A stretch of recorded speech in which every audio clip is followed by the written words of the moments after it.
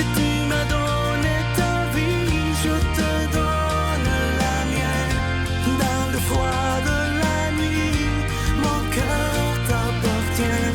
Et quand la tristesse arrive, je sais tu es là, toujours près de moi. Bon samedi, bienvenue à votre émission La Victoire de l'amour. J'espère que vous allez bien ce matin. Pour bien commencer notre fin de semaine, on rejoint deux personnes qu'on aime beaucoup, Marcia et Sœur Angèle.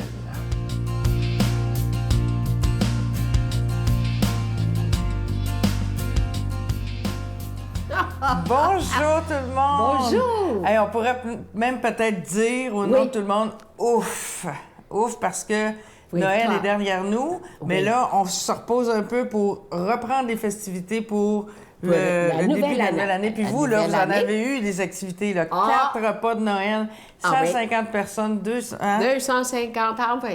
Mais je vais vous dire, on a tellement le plaisir de le faire que je me dis moi-même, il y a des personnes qui, jamais ils pensent, « Ah, vous m'avez invité. » Ben, j'ai dit oui. Mais pourquoi? Est-ce qu'il y a une raison spéciale? Non, c'est que je veux vous voir. Je veux vous rencontrer. Pas besoin de demander toujours des choses. Non, c'est juste le plaisir de partager. Alors, comme là, vas-tu là? Oui. Me dit, on est rendu après les fêtes, tout de suite, ça quasiment. Et on a pensé vous mettre des figues. L'histoire d'un figuier, c'est comme un être humain. Vous savez, un figuier dans l'Évangile, on dit souvent, une année, bon, t'arroses, puis il ne produit pas.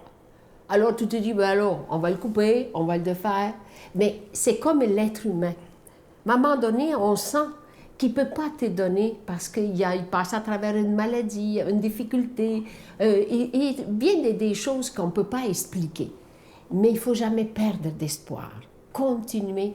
Le figuier, on l'arrose et l'être humain, on continue à l'aimer. Oui. Et il faut toujours espérer. Quand on dit arroser... espérant, arroser, ça veut dire donner de l'amour. Oui, exactement. Donner C'est de l'amour, entretenir une relation, nourrir.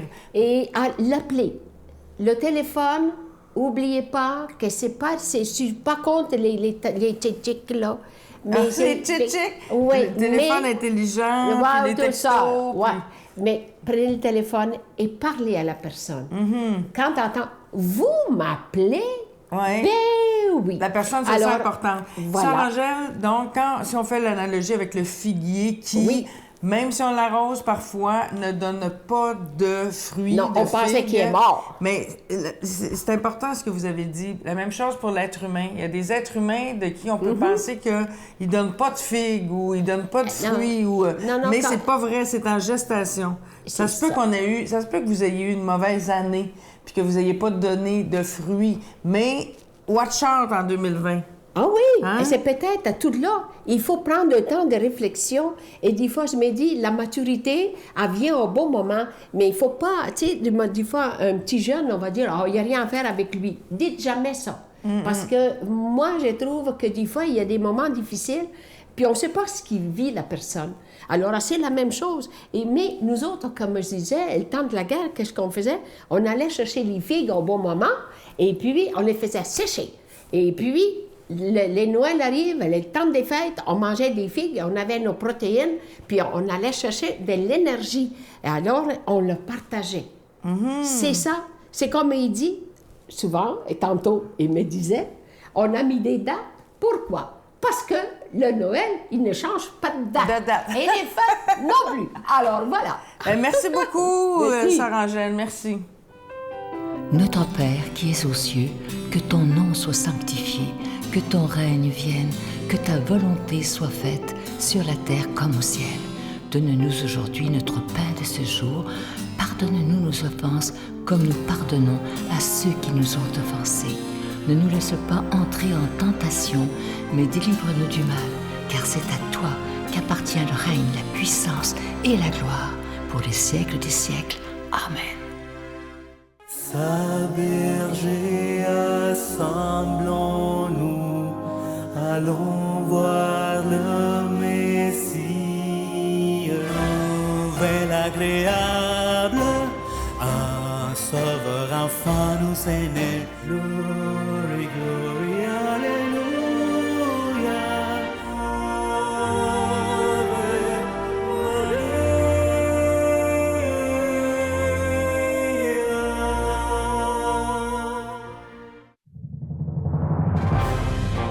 compagnie du père Michel Marie, Marcia Pilote, Sœur Angèle, Éloi Gillard, Stéphane Roy, Brigitte Bédard et Sylvain Charon. En chanson, Mélissa Bédard, Georgia Fumanti, Jessica Poulain et Miguel Padilla. Et un mini-spectacle de l'unique Natacha Saint-Pierre et Grégory Turpin. Les 6 et 7 juin 2020 à 13h et 19h à la salle Maurice-Aubry de Sherbrooke. À réserver rapidement au 514-523-4433 ou sans frais au 1-888-811-92-91.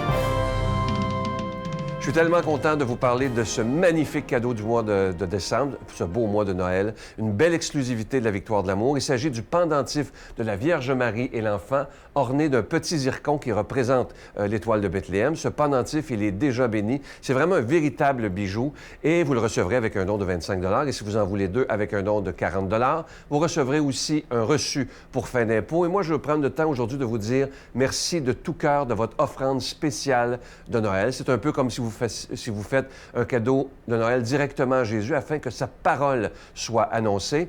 Et lorsque vous faites un don, je vous en parle depuis quelque temps, vous devenez des protecteurs de la foi parce que c'est grâce à vous que la parole de Dieu est annoncée. Je vous donne l'adresse. La Victoire de l'amour, case postale 120, succursale Boucherville à Boucherville, le J4B 5E6, je vous la redonne. La Victoire de l'amour, case postale 120, succursale Boucherville à Boucherville, le J4B 5E6. Également par téléphone, par carte de crédit, dans le 514-523-4433, 523-4433 ou sans frais, le 1-888-811-9291, 1-888-811-9291 et aussi sur notre site Internet, le www.lavictoiredelamour.org. Je vous rappelle que quand vous faites votre don par Internet, ne soyez pas inquiets, notre site, il est sécurisé, donc c'est extrêmement rapide, sécuritaire et efficace. Je vous rappelle, le www.lavictoiredelamour.org. Et ce magnifique cadeau, il est déjà béni, comme je vous disais. Regardez-le à l'écran, il est absolument magnifique. Merci de tout mon cœur de votre grande générosité en cette période de Noël.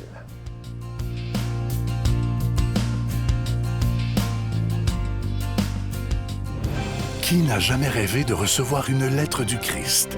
Eh bien, la voici, le tout nouveau livre du père Michel Marie, D'un amour brûlant aux éditions Artege. Enfin disponible au Québec dans toutes les bonnes librairies. Aujourd'hui, la parole de Dieu est proclamée par quelqu'un qu'on apprécie beaucoup, l'abbé David Vincent.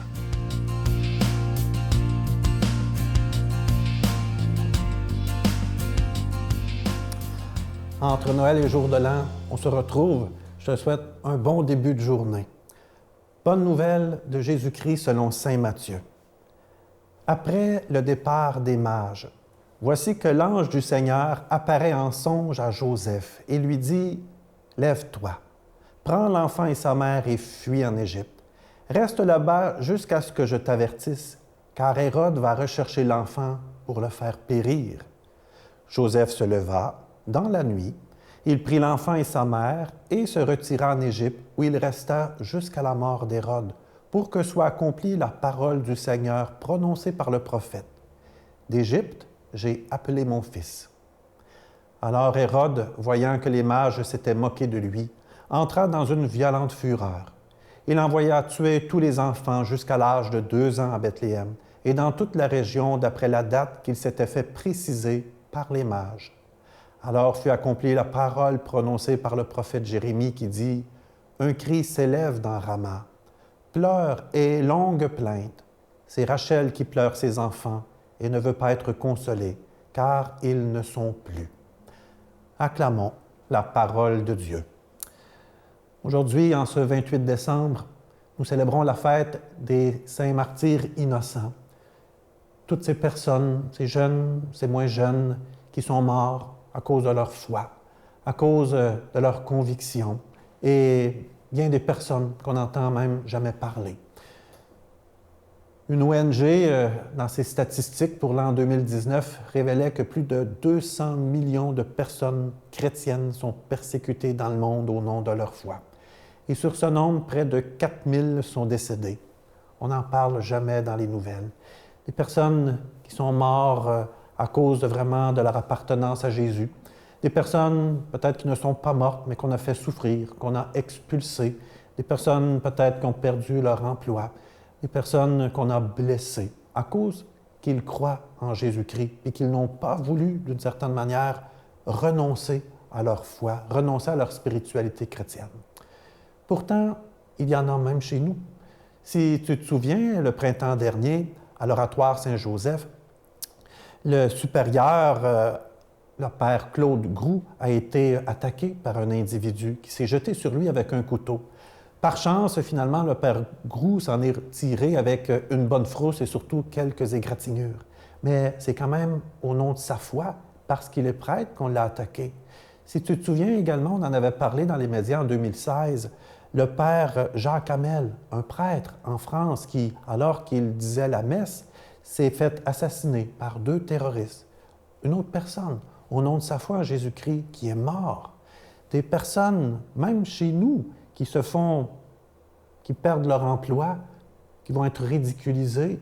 Des personnes, même des fois dans les mêmes familles, où on va banaliser leur opinion parce qu'ils sont croyants.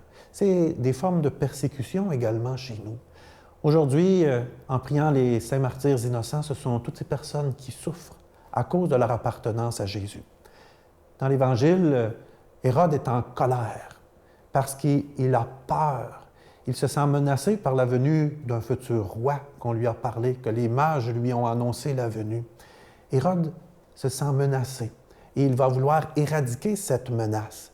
Il va même commettre un génocide en tuant tous les enfants qui sont âgés de 2 ans et moins parce qu'il a peur de perdre son pouvoir. Hérode est vraiment, on pourrait dire, l'antithèse de Jésus, celui qui est le moins humain, celui qui croit le moins en la personne humaine, à tel point qu'il va faire tuer les membres de son propre peuple et même des gens de sa propre famille pour ne pas perdre ses privilèges. Le roi que les mages viennent annoncer, le roi que Joseph prend soin, c'est Jésus. C'est celui qui vient nous montrer le plus pleinement qu'est-ce que l'humanité, comment que l'on est pleinement humain. Regarde dans l'Évangile comment Jésus agit. Il a guéri les malades. Il n'a pas jugé la femme adultère. Il a accueilli, béni les enfants. Il s'est fait proche des pauvres. Il a pardonné aux pécheurs. Jésus nous montre comment être humain. On vient de fêter Noël. Cette fête n'a aucun sens si, à Noël, on ne partage pas les uns avec les autres, si on n'accueille pas les gens qui sont davantage en difficulté, si on ne vit pas en harmonie, on n'essaie pas de travailler à plus de paix autour de soi, si cela ne nous amène pas à aimer notre prochain. Noël n'a pas de sens si dans le fond, cela ne nous amène pas à être plus humains. Que l'on soit bien en relation avec Jésus-Christ, qu'on apprenne à le connaître, ou même si on ne le connaît pas, à être humain pleinement, à se laisser inspirer par Jésus qui est là pour nous le montrer. Aujourd'hui, Joseph a été attentif au Seigneur dans un songe. Toi aussi, sois attentif aux appels du Seigneur. Et je lui demande vraiment de te bénir entre Noël et le jour de l'an, le Père, le Fils et le Saint-Esprit. Amen.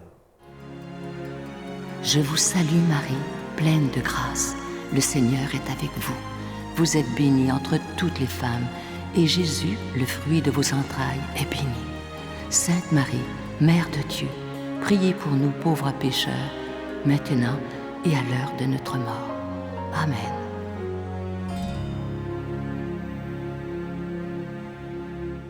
Je vous invite à ne pas manquer l'émission de demain. Je reçois avec beaucoup de joie M. Richard Giguère, qui est un homme d'affaires qui a la foi. Vous allez voir à quel point cet homme, il est d'une grande, grande foi, un témoignage exceptionnel. Et imaginez, il y a une 30aine d'années, cet homme a été mon patron. On en parle demain d'ailleurs. Un homme bon et juste. À demain. Ah oui. Puis les plus surpris qu'on se marie, Sylvain, c'est elle puis moi. Ah oui? Parce que moi, j'étais sûr que plus jamais j'allais me remarier, puis elle aussi. Mais c'est un autre cadeau. C'est un beau cadeau, hein? C'est un cadeau qui est arrivé. Ça, j'appelle ça... Je ne l'ai pas demandé, ça. Mais ça vient avec bon la Dieu, il fait des surprises aussi. Ainsi s'en vont les années de la vie.